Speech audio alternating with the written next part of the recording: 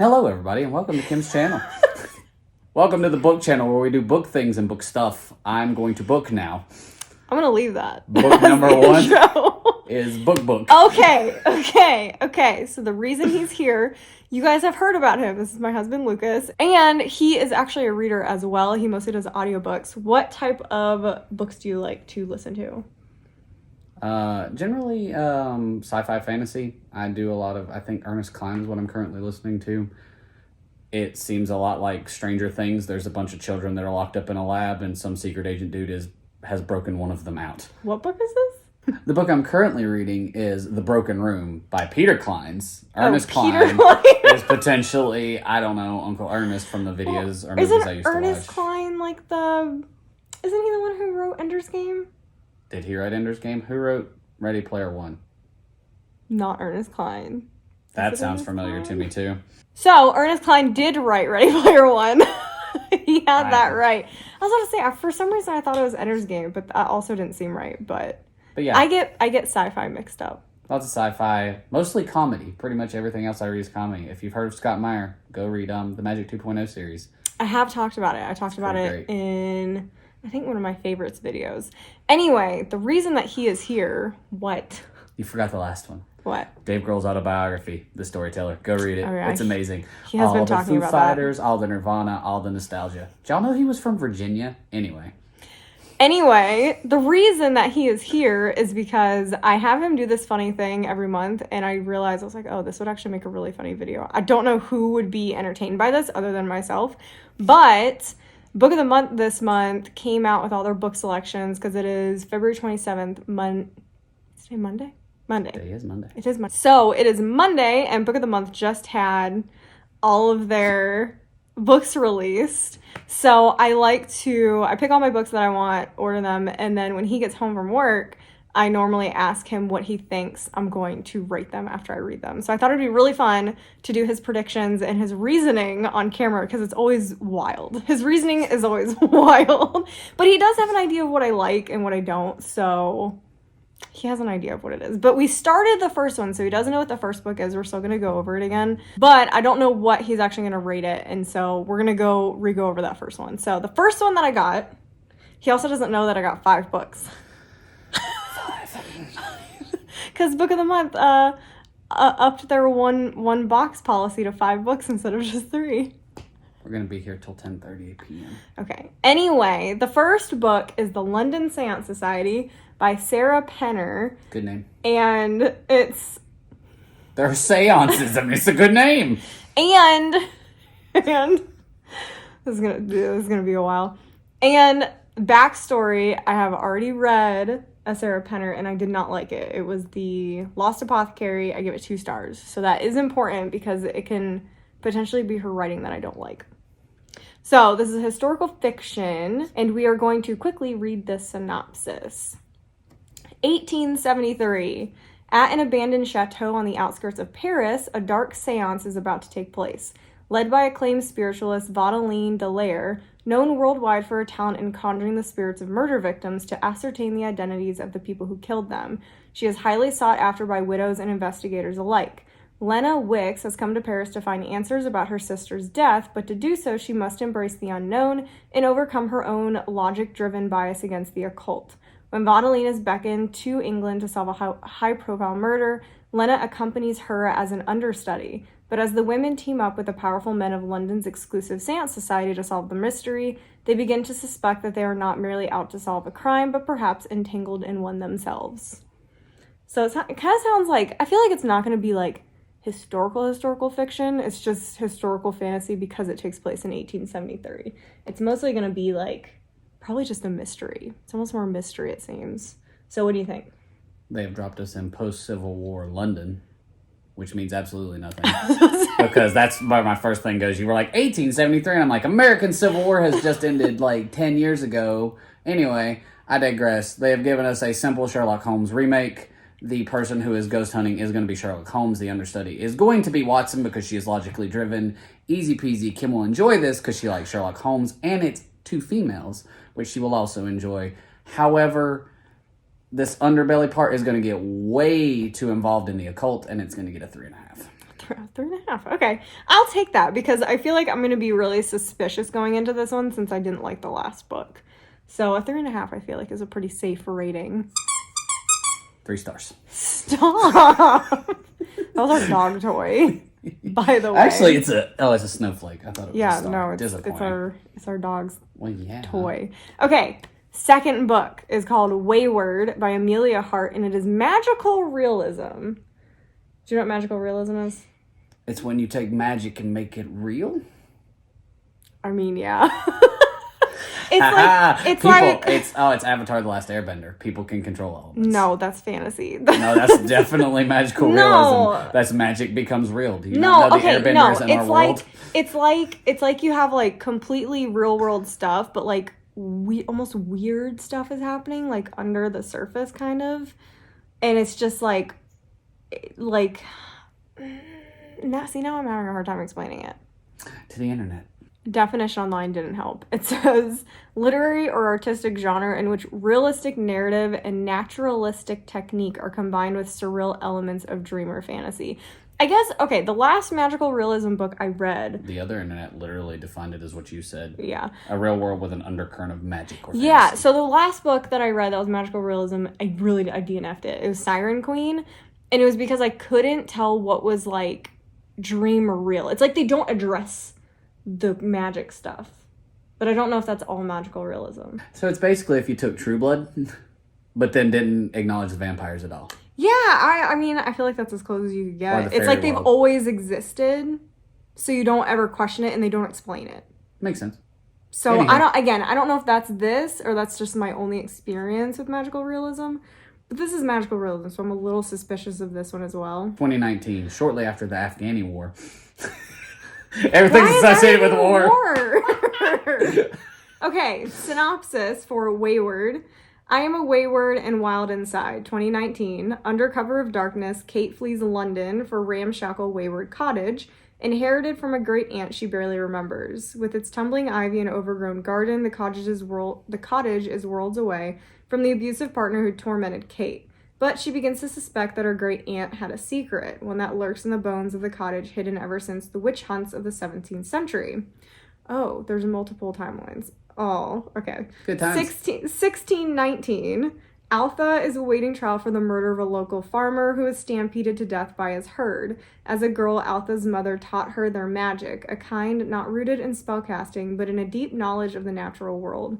But unusual women have always been deemed dangerous, and as the evidence for witchcraft is set out against Altha, she knows it will take all of her powers to maintain her freedom.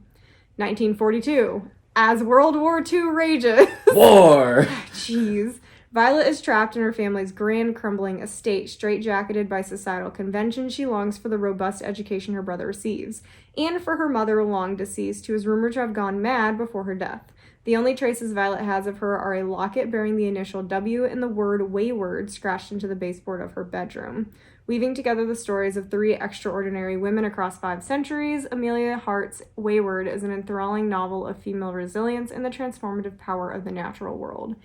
To me, this sounds more historical fantasy as well. Like, this doesn't sound exactly what I expect magical realism to sound. This sounds like historical fantasy. I'm so bored. I mean, we're literally going to watch 3 women in 3 different timelines come into their own, except one of them got killed, and I don't know what's going to happen in World War II, but it's probably not going to pan out well for her. The woman in the future is in London yet again. Apparently, we're spending all our time across the pond. I have been getting a lot of books from London, or like in the UK. I don't see there being any fun in this book or entertainment. I think it's going to be an emotional, social journey that you're going to get annoyed by and potentially not finish. 2. Okay, we have a 3.5 and a 2 so far. Usually you give me an easy true crime thriller. It's always a 5. That's the next one. The next one is called The Soulmate by Sally Hepworth. It is a thriller.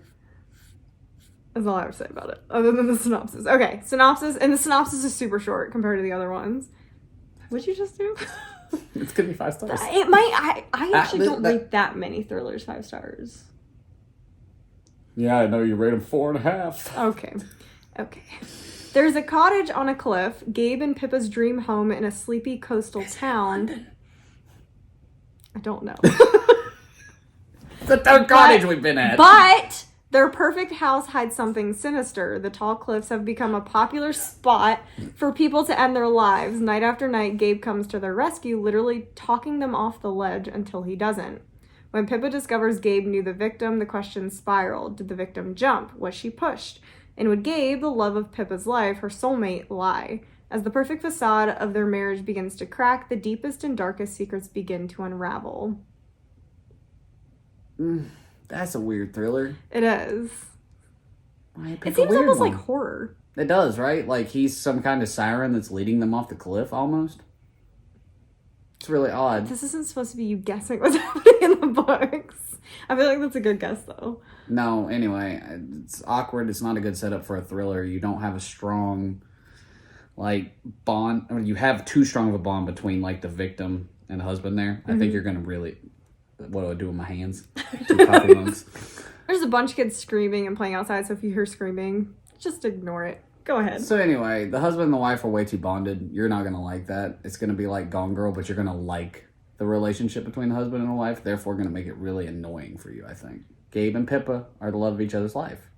Therefore, what I'm saying is that the wife is trying to figure out what the husband is doing. Some random person that wants to jump off the cliff. Yeah, I'm actually kind of confused about this synopsis. So yeah, anyway, my point being is that you're following Pippa, who's in love with Gabe, but now she's accusing Gabe of something, and I don't think you're going to like that. It is... If I read another domestic thriller where the husband is the killer, I'm literally going to light something on fire. I'm sick of the husband being the bad guy. Spoiler alert, it's ghosts. 4 stars. I mean, if it is ghosts, it's going to be 4 stars. 4 stars. If it's, honestly, I will give it pretty much any thriller over a 4 if it's not the husband at this point. It's going to be. As long as it's not the husband, or it's at least like, I don't think it's him for most of the book. You know why it's a ghost? Why? Because the husband's already dead. Why do you think he keeps talking victims off the cliff? Easy peasy, it is the husband. Except Okay, that he's you gotta already stop. dead. You gotta He's stop. You already gotta dead. stop. 3 down. You gotta stop with the guesses. Why? Okay, so what is this one? You think it's a 4? 4. Actual 4? Yes. Okay, so 3.5, a 2, and a 4. Next one is a horror. It is called Lone Women by Victor Laval. Okay, so the synopsis is Adelaide Henry carries an enormous steamer trunk with her wherever she goes. It's locked at all times because when the trunk is open, people around her start to disappear. The year is 1914 and Adelaide is in trouble. Her secret sin killed her parents and forced her to flee her hometown of Redonda, California, in a hellfire rush, ready to make her way to Montana as a homesteader. Dragging the trunk with her at every step, she will be one of the lone women taking advantage of the government's offer of free land for those who can cultivate it. Except that Adelaide isn't alone, and the secret she tried so desperately to lock away might be the only thing keeping her alive. 1. Callback. 1914. World War I. 2. Creepy trunk. Don't know what the point is. Probably a dead body. 3. The dead body comes to life because this is supposed to be horror. Oh, it's her dead husband cultivating land. Yep, that's what it is. She has a whole dead family in there. She doesn't have her husband, though. No, it just says Oh, it just says secrets. family. Who knows? I just assumed it was parents, but it could be like a dead husband. Her dead parents who are also going to cultivate her land. Anyway, I what's don't the know rating? where else this is going. I don't know where it's going to get horror at, but apparently we're going to be on a weird farm together. I don't think I'll enjoy it, but for some reason, you're probably going to. I'm still going to fall at 3.5. 3.5. Okay, I 3 safe. Nothing feels strong Because here to me. it's horror, so horror can go either way for me. I have some questions for you by Rebecca Mackay. This is a big release. People have been waiting for this one to come out. Almost went and bought this at the store, but I really didn't want to shell out the $28 for it. So I was really hoping it was going to be a book of the month pick since it was a late release in February. But this is a literary fiction, but borderline thriller mystery. Those are 2 different things. Okay, synopsis for this one. A successful film professor and podcaster, Bodie Kane, is content to forget her past, the family tragedy that marred her adolescence, her 4 largely miserable years at a New Hampshire boarding school, and the murder of her former roommate, Talia or Thalia? Probably Talia. Talia? Keith, in the spring of their senior year. Though the circumstances surrounding Talia's death and the conviction of the school's athletic trainer, Omar Evans, are hotly debated online. Bodhi prefers needs to let sleeping dogs lie. But when the Granby school invites her back to teach a course, Bodhi is inexorably drawn to the case and its increasingly apparent flaws. In the rush to convict Omar, did the school and the police overlook other suspects? Is the real killer still out there? As she falls down the very rabbit hole she was so determined to avoid, Bodhi begins to wonder if she wasn't as much of an outsider at Granby as she thought. If perhaps back in 1995 she knew something that might have held the key to solving the case. So, my thoughts on this, why this is a literary fiction and not a thriller, is because it's going to focus more on Bodhi's emotional impact than... Like, it'll focus on the mystery, but it's going to talk probably about her feelings about everything going forward more than a thriller does. 1 star. 1 star? 1 star. This is, like, my prediction to be the best. 1 star? Star. Why? It's so played out and boring, I don't know what we're going to do.